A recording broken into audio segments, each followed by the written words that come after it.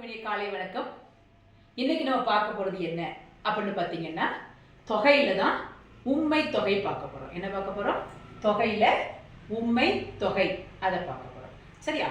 சரி, தொகைனா என்ன அப்படின்னு பார்த்தீங்கன்னா, தொகைனா என்ன அர்த்தம்? மறைந்து வருதல். தொகைனா என்னது?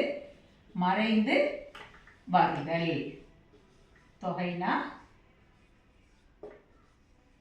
மறைந்து வருதல் அப்படின்னு அர்த்தம். சரியா?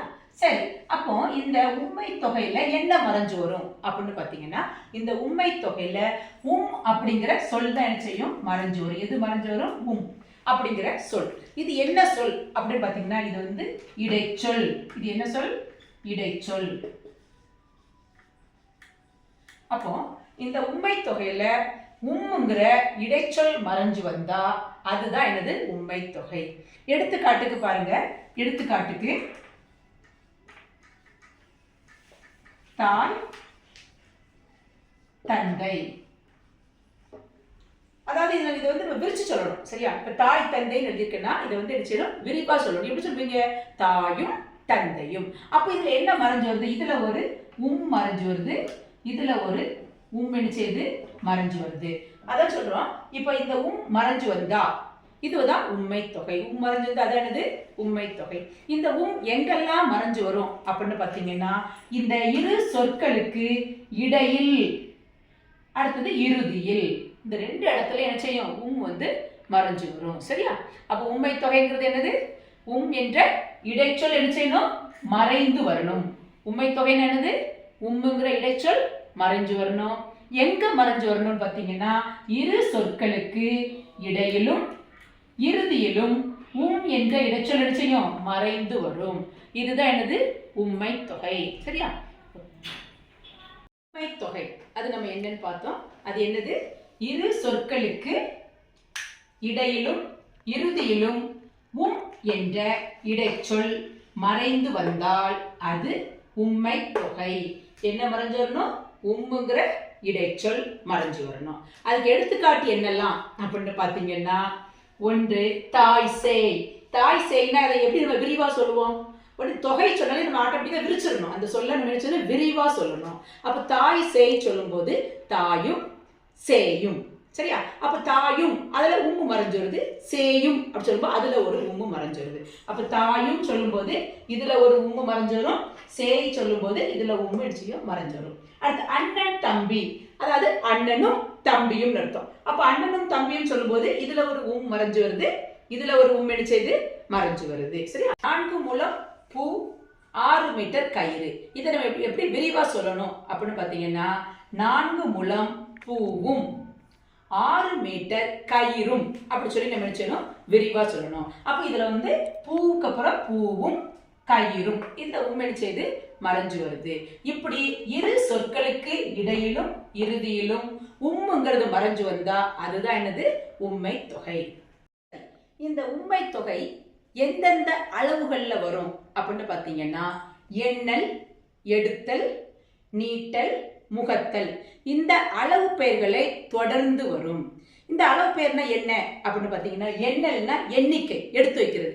1 2 3 சொல்றோமா இல்லையா? அதுதான் என்னது? எண்ணல். அப்போ 1 2 3, அதாவது 1 2 3 சொல்றோமா? அதுதான் என்னது? எண்ணல். அப்ப எடுத்தல்னா என்ன? நம்ம கடையில போய் ஜாமான எடுத்து வாங்குவோம். கருப்பட்டி கேட்கிறோம். கருப்பட்டி கேட்கும்போது என்ன செய்வாங்க? அப்படியே எடுத்து தராசுல வைப்பாங்க. அப்படிதானே? அப்படி எந்த பொருளை நம்ம எடுத்து வைக்கிறோமோ அதுதான் எடுத்தல் அளவு. சரியா? அப்ப அதுக்கு எடுத்தல் என்ன அளவுல வரும்? கிலோல வரும். சரியா? அப்ப 4 கிலோ கருப்பட்டியும் 1 கிலோ தக்காளியும் அந்த மாதிரி எடுத்தல்ல வரும். அடுத்தது நீட்டல். நீட்டல்ல நீட்டி அளக்கிறது. அதுதான் நீட்டல். நம்ம எதை நீட்டி அளப்போம்? துணியை நீட்டி அளப்போம். கயிறை நீட்டி அளப்போம். பூ வாங்கும்போது 1 முழம் சொல்றோமா இல்லையா? சோ இதெல்லாம் என்னது? நீட்டல் அளவு. அடுத்தது முகத்தல். முகத்தல்னா என்னன்னா கோரி ஊத்துறது.